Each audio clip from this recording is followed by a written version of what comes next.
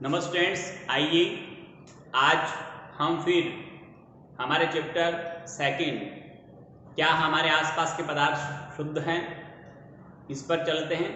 हमने देखा था स्टूडेंट्स कि पूरा चैप्टर लास्ट वीडियो में कंप्लीट हो चुका था। आज हम इस चैप्टर के क्वेश्चन आंसर्स की बात करेंगे और आप भी बुक खोल लीजिए और मैं एक एक क्वेश्चन लेता हूं और उसके आंसर आपको एक्सप्लेन करता हूं। देखिए, फर्स्ट जो हमारा क्वेश्चन है उसमें है निम्नलिखित को पृथक करने के लिए आप किन विधियों को अपनाएंगे। केवल विधि का नाम लिखना है।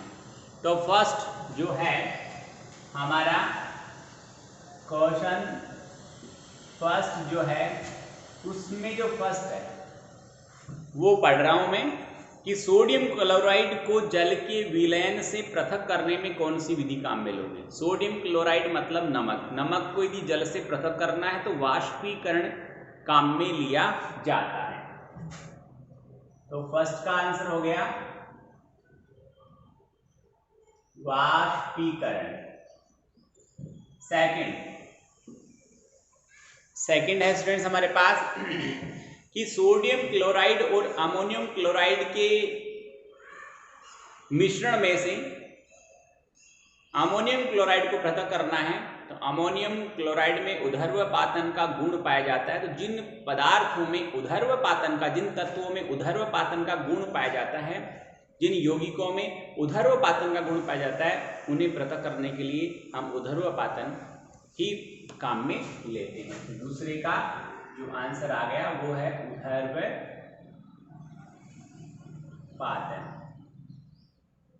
ओके, थर्ड, धातु के छोटे टुकड़े को कार के इंजन ऑयल से पृथक करना है। तो धातु के टुकड़े हैं, ऑयल लिक्विड है, दोनों विलयन नहीं बना सकते, दोनों मिक्स ही नहीं हो सकते, रासायनिक क्रिया भी नहीं कर रहे हैं। तो यहाँ पर हम उन्हें चुनकर या छानकर अलग कर सकते हैं। उसे निष्पादन भी बोलते हैं, या मैं यहाँ बोल सकता हूँ कि आप छानकर भी अलग कर सकते हैं।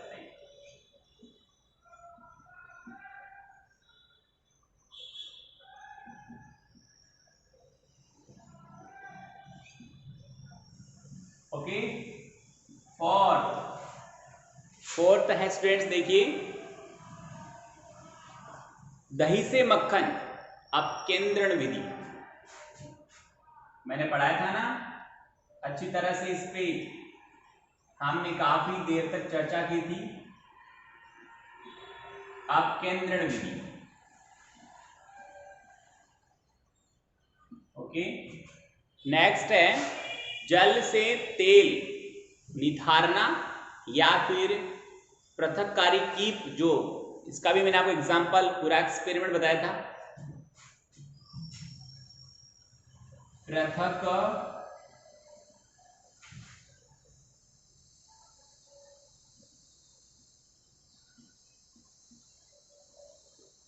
पृथककारी कीप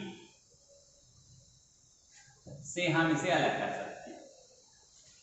नेक्स्ट जो है स्टूडेंट्स वो है चाय की पत्तियों को ये छानकर या निष्पादन बोल सकते हैं। यहाँ पर लिख सकते हो आप, मुझे बताने की जरूरत नहीं। इसको बालू से लोहे की जो पिनों को एकत्रित करना है, चुंबकीय विधि, चुंबक से हम उसको अलग कर सकते हैं। और भूसे से गेहूं के दानों को पृथक करना, इसको बोलते हैं फटकना, फटक कर छांट कर अपन इसको अलग कर सकते हैं। ये नाम भी आपको याद रहेगा और आपको पता है कैसे करते हैं। अपने घर में भी आपने गेहूं साफ करते हुए देखा होगा, ठीक है। और फिर आगे पानी में तैरते हुए महीन मिट्टी के कणों को पानी से अलग करने के लिए क्या करना है, यानी निथारना।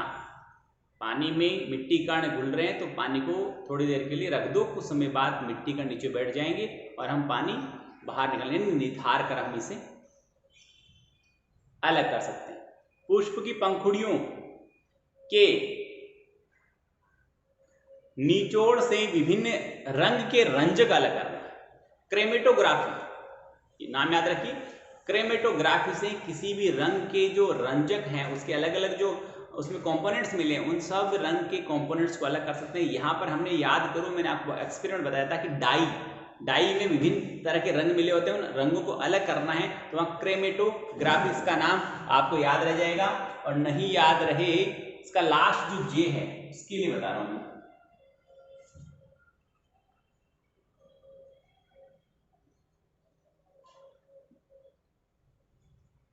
ओके, ये स्टूडेंट्स हमारा क्वेश्चन नंबर फर्स्ट कंप्लीट हो चुका। नेक्स्ट की बात करिए। सेकंड कह रहा है चाय तैयार करने के लिए आप किन किन चरणों का उपयोग करेंगे?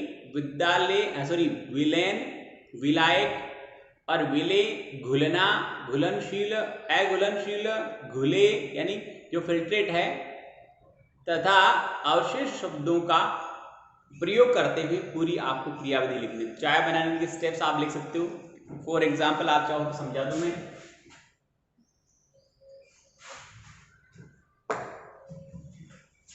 फर्स्ट पॉइंट, सबसे पहले क्या किया आपने? एक बर्तन में पानी लिया,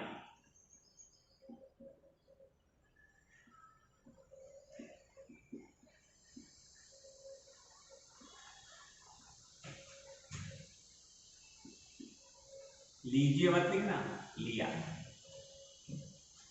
ओके, उसके बाद इसमें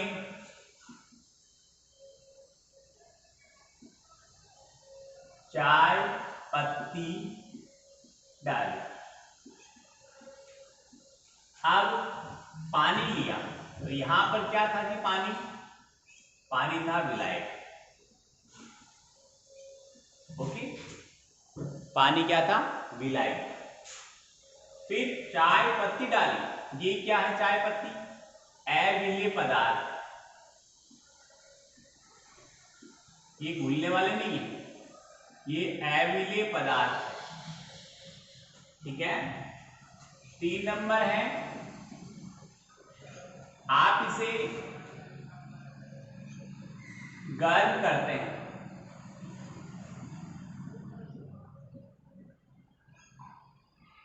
अच्छा, चीनी डाल दे पहले।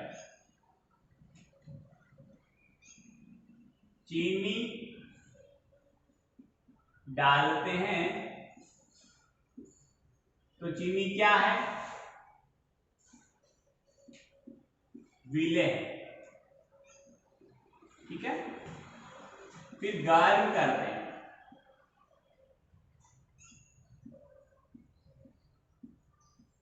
फिर इसे गर्म करते हैं तो गर्म करने पर क्या बनेगा? विलयन बनेगा। किसका? लिखना पड़ेगा आपको, चीनी और पानी, क्योंकि चाय पत्ती किसी घुलने वाली नहीं है। ठीक है। और फिर नेक्स्ट स्टेप में आप क्या करेंगे कि इसे छान लेंगे। छानने से चाय पत्ती अलग हो जाएगी जो अविलेय पदार्थ है, और जो हमारे पात्र में रहेगा वो एक चीनी, चाय की जो रस है उसका, चाय के गुण तो उसमें आएंगे ना, और पानी का एक विलयन आपको प्राप्त होगा। तो ऐसे शब्दों का प्रयोग करते हुए, जैसे 5 स्टेप में लिखा है, 6 में लिख दोगे, 7 में, जितना आप 5, 6, 7 में आराम से फिनिश हो जाएगा, आप इसे लिख सकते हो। फिर आगे देखिए, अपनी भाषा में अपनी सहूलियत से आप लिखें, टेंशन में नहीं आए, आराम से करें। जितने भी क्वेश्चन के आंसर आप खुद बनाकर लोगे, उतने ही वो क्वेश्चन के आंसर हैं वो आपको लंबे समय तक याद रहेंगे और आपको अच्छा भी लगेगा और आप सहजता से उन्हें याद कर सकते हैं। नेक्स्ट है, यहाँ पर एक टेबल है, वो मुझे बताने की जरूरत नहीं, एक इसका फर्स्ट में बता देता हूँ, आपको समझ में आ जाएगा। यहाँ टेबल है, पूरी देख लो आराम से। इधर विलेय पदार्थ है और पोटेशियम नाइट्रेट है, सोडियम क्लोराइड है, पोटेशियम क्लोराइड है, अमोनियम क्लोराइड है, ये 4 यहाँ पदार्थ हैं। और तापमान दिया गया केल्विन में 283, 293, 313, 333 और 353। इस पर अलग अलग मात्राएं ली गई है। तो इससे क्या बनेगा देखिए। फर्स्ट है, 50 kg जल में 313 केल्विन पर पोटेशियम नाइट्रेट के संतृप्त विलयन को प्राप्त करने हेतु कितने ग्राम पोटेशियम नाइट्रेट की आवश्यकता होती है। तो यहाँ देखिए, आप 313 केल्विन पर पोटेशियम नाइट्रेट सामने लिखा हुआ है 62, तो आप लिखना साहब 62 ग्राम की आवश्यकता होगी। इतना सा आंसर आपको देना है और टेबल से देख कर देना है, आपको टेंशन की बात नहीं है। इसी तरह आप सपोज करो सी को देखो, 293 केल्विन पर प्रत्येक लवण की घुलनशीलता का परिकलन करें। इस तापमान पर कौन सा लवण सबसे अधिक घुलनशील है? तो देखिए यहाँ पर 200 हमें कहा है 293 पर। देखिए हम सबसे ज्यादा घुलनशील इसमें कौन है, इसमें सोडियम अमोनियम क्लोराइड, वो 37 ग्राम घुल रहा है। इसलिए सबसे ज्यादा घुलनशीलता किसकी हुई, अमोनियम क्लोराइड की। तो इस तरह से आपको टेबल में से आंसर देना है। 100% उम्मीद है मुझे कि आप अच्छी तरह इसके आंसर यहाँ पर 2 4 हैं, 4 में से 2 के मैंने दे दिए हैं, 2 के आपको आंसर इस टेबल में से देखने, आप खुद इसमें जानने की कोशिश करें कैसे इसके आंसर आते हैं। आगे देखिए नेक्स्ट में क्या है, निम्न की उदाहरण सहित व्याख्या कीजिए संतृप्त विलयन।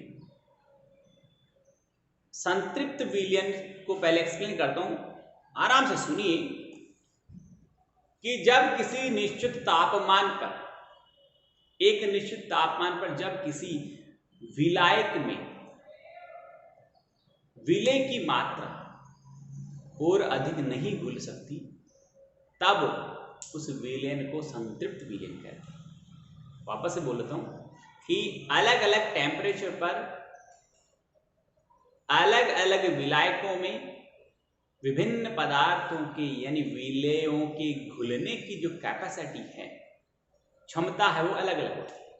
ये नहीं कि साहब अपने 1 गिलास पानी में 1 क्विंटल चीनी घोल सकते हैं, नहीं घोल सकते। 1 गिलास पानी लिया तो उसमें हाईएस्ट आप मैक्सिमम यदि चीनी उसमें घोलना चाहते हैं तो वहां पर 250, 300, 200, 250, 300, 200 के बीच में, 200 या 300 ग्राम के बीच में आप चीनी हाईएस्ट, अधिकतम उसमें आप तब भी आपको बहुत मेहनत करनी पड़ेगी, और उसे भी घोलना है तो आपको वहां पर उसका एक टेम्परेचर बनाना पड़ेगा, उसे गर्म करना पड़ेगा। बट आप 1 गिलास पानी में यदि 5 चम्मच चीनी घोलते हैं तो आपके रूम के टेम्परेचर पर आसानी से घुल जाते हैं। फिर आपने 5 और डाली, फिर घुल गई, 5 और डाली, फिर और घुल गई। जब आप 150 ग्राम के ऊपर जाने लगोगे तो वो 1 गिलास पानी में चीनी की घुलने की दर है वो कम हो जाएगी। 100 ग्राम चीनी भी आप उसमें घोलना चाहते हो तो उसको भी घोलना आपके लिए कठिन होगा, आसानी से नहीं घुलेगी। दैट मीन्स सामान्य तापमान पर, कमरे के तापमान पर जितनी चम्मच चीनी उसमें आराम से घुल गई और अधिक चीनी घुल नहीं रही है, उसे गर्म करना पड़ रहा है। यदि और अधिक चीनी नहीं घुल रही है तो आपने मान लो 7 चम्मच उसमें चीनी डाल दी, 1 गिलास पानी में 7 चम्मच चीनी डाल दी, तब तक तो वो चीनी क्या हो गई, आराम से घुल रही थी। 8 भी डाली तो नहीं घुल रही है, बहुत काफ़ी देर तक हिलाया फिर भी नहीं घुल रही है। 8 भी मान लो बहुत देर घुमाने से, हिलाने से घुल गई, पर 90 चम्मच उसमें बिल्कुल नहीं घुल रही है। एट मीन्स उस गिलास की जो कैपेसिटी है घुलने की वो पूरी हो चुकी है। जब उस पानी में किसी पानी की दूसरे पदार्थ को डिजोल्व करने की, घुलने उसमें मिक्स करने की, डिजोल्व करने की कैपेसिटी पूरी हो जाती है कि और अधिक दूसरे पदार्थ को डिजोल्व नहीं कर सकता, तब उस विलयन को हम संतृप्त विलयन कहते हैं। तो एक निश्चित तापमान पर किसी विलायक के द्वारा विलयन के ऑब्जर्व करने की क्षमता जब पूर्ण हो जाती है तब उस विलयन को क्या कहते हैं, संतृप्त विलयन। तो देखिए इसकी परिभाषा में आपको बोर्ड पर लिखकर बताता हूं। संतृप्त, क्वेश्चन नंबर 4 का फर्स्ट है,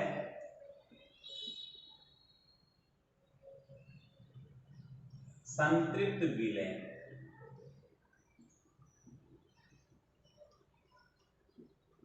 ठीक है, आप कहेंगे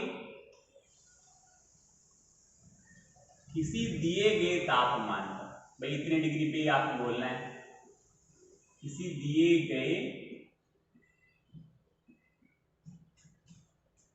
तापमान पर जब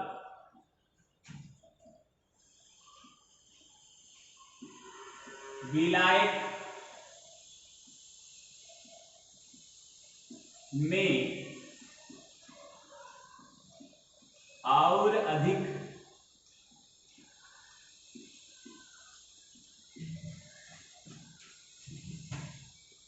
विलय को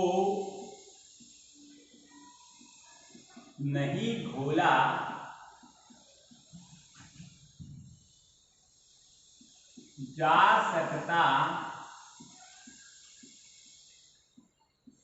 है तब उस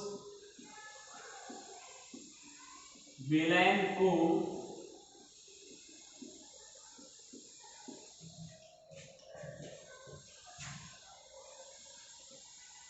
संतृप्त विलयन कहते हैं।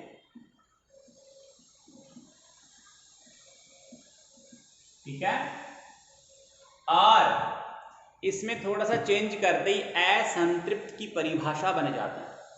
जब किसी दिए गए तापमान पर जब विलायक में और अधिक विलय को नहीं डालो घोला जा सकता है तब उस विलयन को असंतृप्त विलयन कहते हैं। घोला जा सकता है तो असंतृप्त, और अधिक नहीं घोला जा सकता तो संतृप्त विलयन कहते हैं। सेकंड इसका देखिए स्टूडेंट्स, वो है शुद्ध पदार्थ। शुद्ध पदार्थ वो है कि वह पदार्थ जिसमें एक ही रासायनिक प्रकृति के, एक ही रासायनिक गुणों वाले कण पाए जाते हैं या तत्व पाए जाते हैं। कण बोल दो, कण सिंपल भाषा में लिख दो। जब किसी पदार्थ में एक ही रासायनिक प्रकृति के अणु पाए जाते हैं तब उस पदार्थ को शुद्ध पदार्थ कहते हैं। ठीक है, ये परिभाषा मैंने लिखवाई भी है बोर्ड पे, याद रखना, और बुक में पढ़िए, आपको ढूंढ के इसको लिख देंगे, कोई दिक्कत नहीं। इतना काम खोजना आप जब तक खुद नहीं सीखोगे, ऐसा नहीं सिर्फ नकल करनी। जो मुझे लगता है कि ये आपको लिखवाना है आंसर 100% लिखवाऊंगा, पर जो मुझे लगता है कि आप कर सकते हो, आप इसे फाइंड आउट कर सकते हो, तो वो आपको करना ही है। आगे देखिए, फोर्थ का थर्ड है कोलाइड। क्या होता है? जिसे मैंने बताया दूध या पानी में चोक का घुलना। कोलाइड का मीनिंग क्या होता है कि यहां कोलाइड की परिभाषा अपन देना चाहें तो किसी विलयन में ऐसे कण जो नग्न आंखों से नहीं देखे जा सकते परंतु वे प्रकाश की किरणों का प्रकीर्णन कर देते हैं, और वो कण उस विलायक के कणों के समान या उनके साथ 100% रूप से घुलते नहीं हैं। इस प्रकार का जो विलयन होता है उसे कोलाइड कहते हैं। देखिए मैं यहां पर इसकी परिभाषा लिखता हूं। थर्ड जो है कोलाइड। कोलाइड एक विषमांगी प्रकार का मिश्रण होता है, यानी परिभाषा ये होगी वह विषमांगी मिश्रण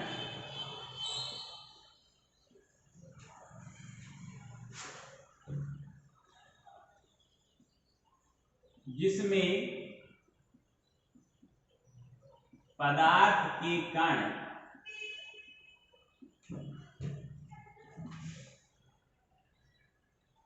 विलयन में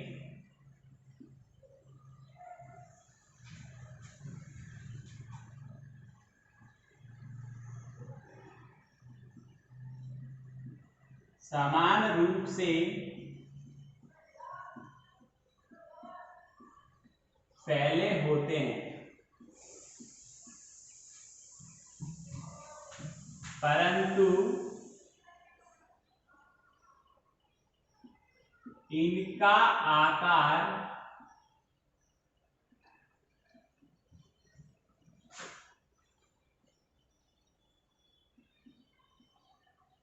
विलयन के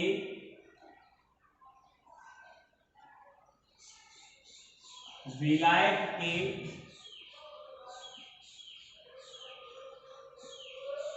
कणों से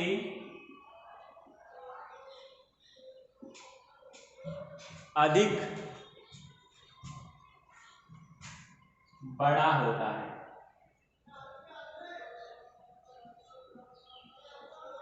ठीक है, ये इसकी परिभाषा हो गई। और इसके बारे में हम लिखना चाहिए तो कह सकते हैं कि ये प्रकाश की किरणों का प्रकीर्णन करते हैं। और इसका फोर्थ है वो निलंबन इसकी परिभाषा में भी वही आएगा, वह विषमांगी मिश्रण,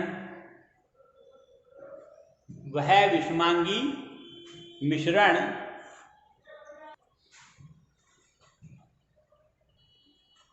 घोल भी बोल सकते हैं, जो ठोस पदार्थ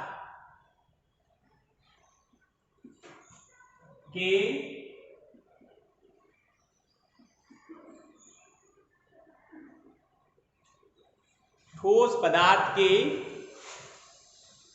परिक्षेपित